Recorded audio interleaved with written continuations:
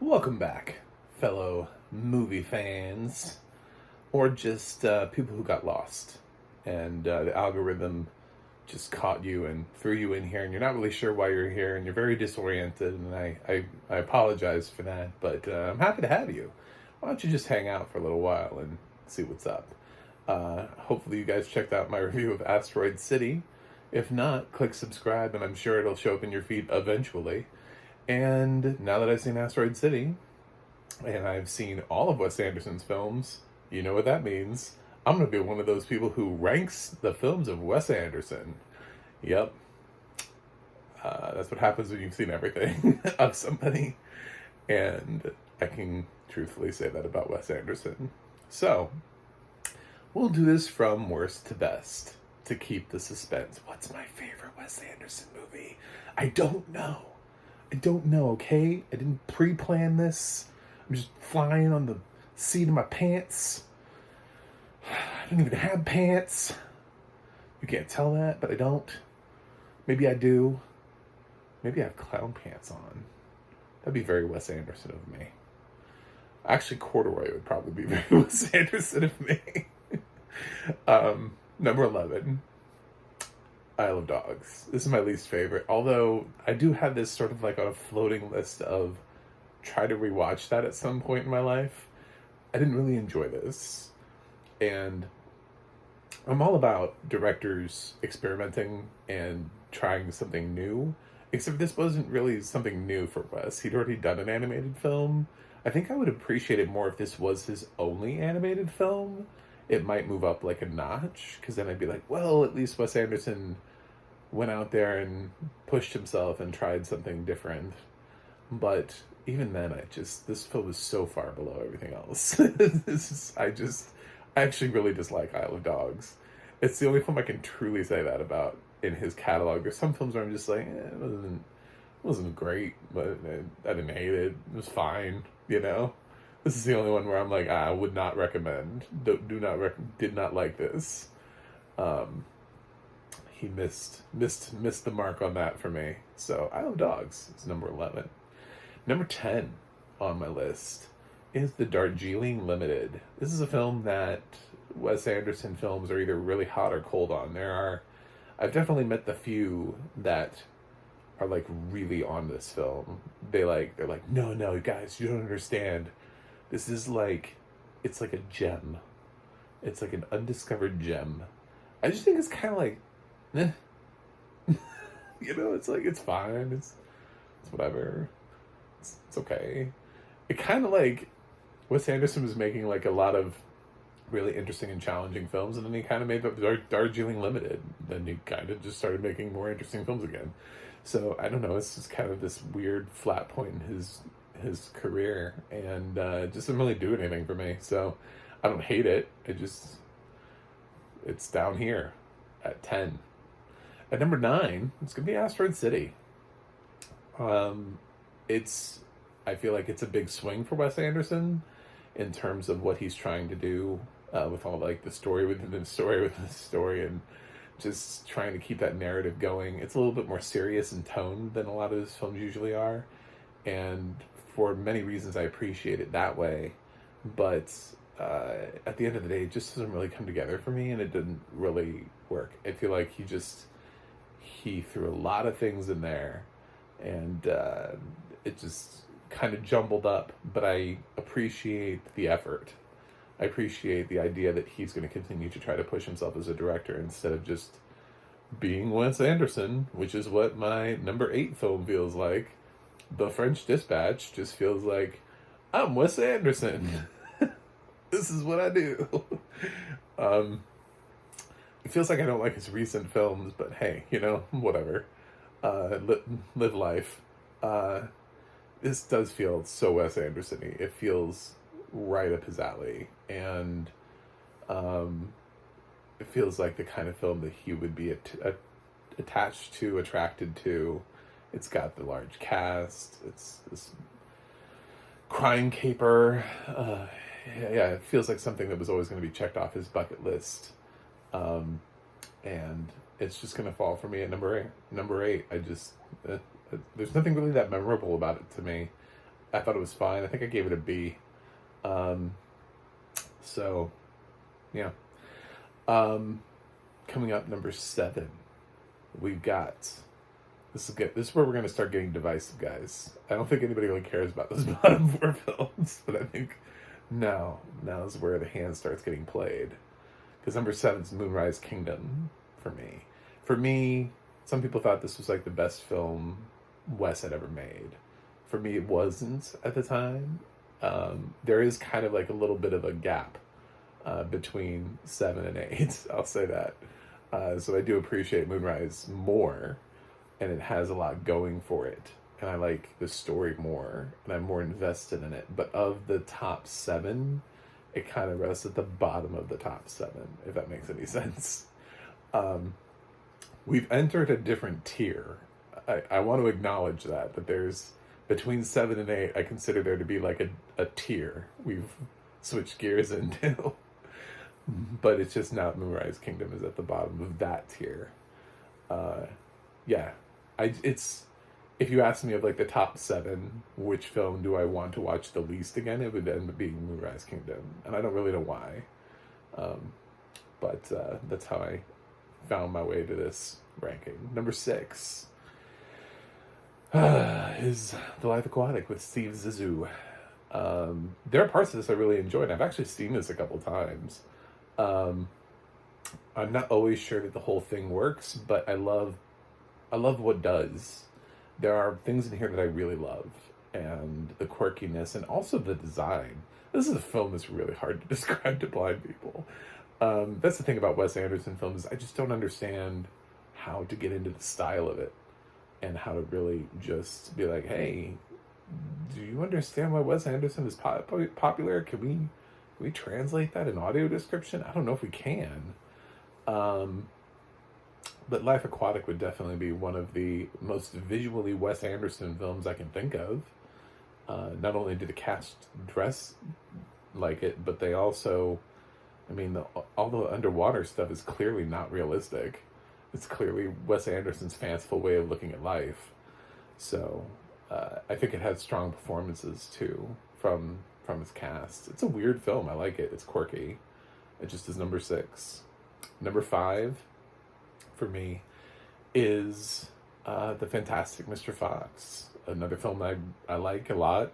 And the first animated outing for me from him worked.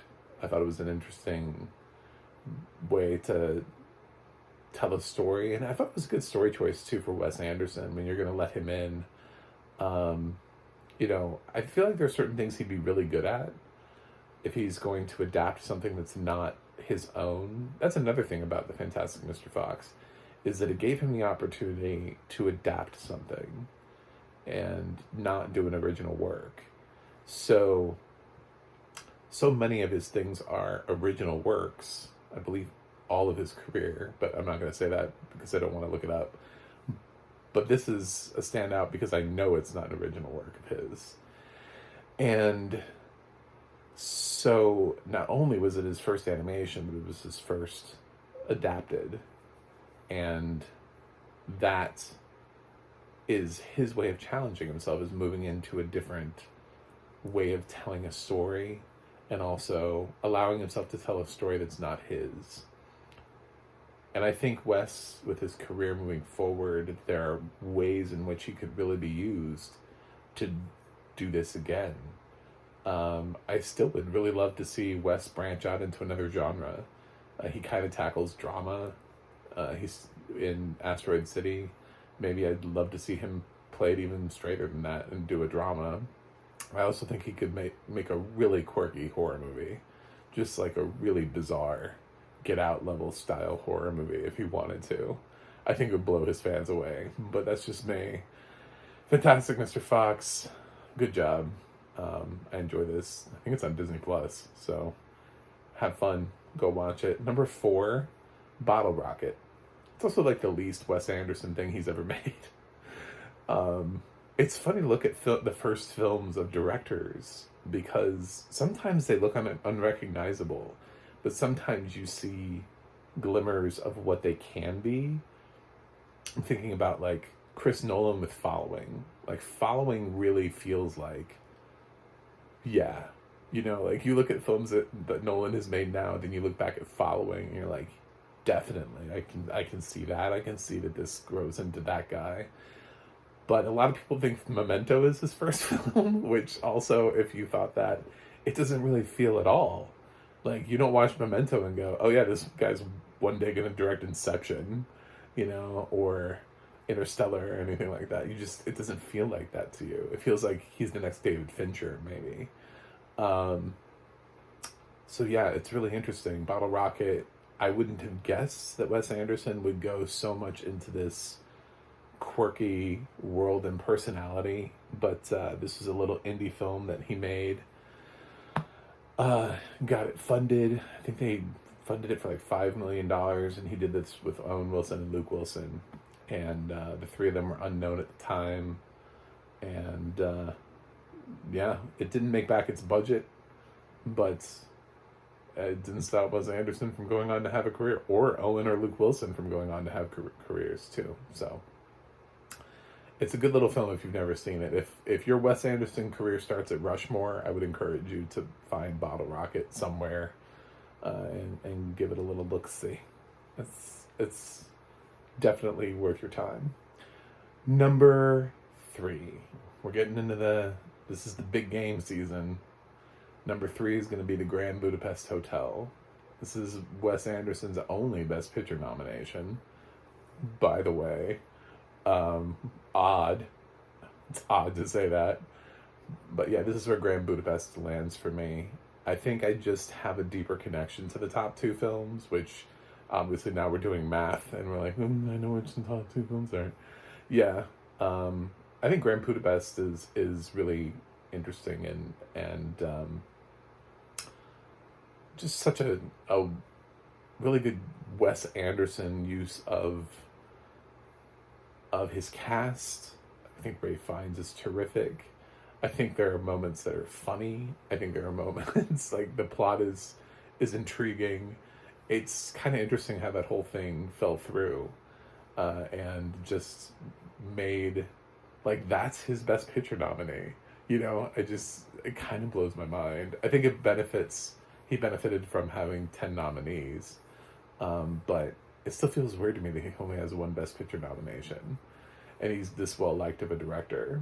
Anyway, number 2 is The Royal Tenenbaums.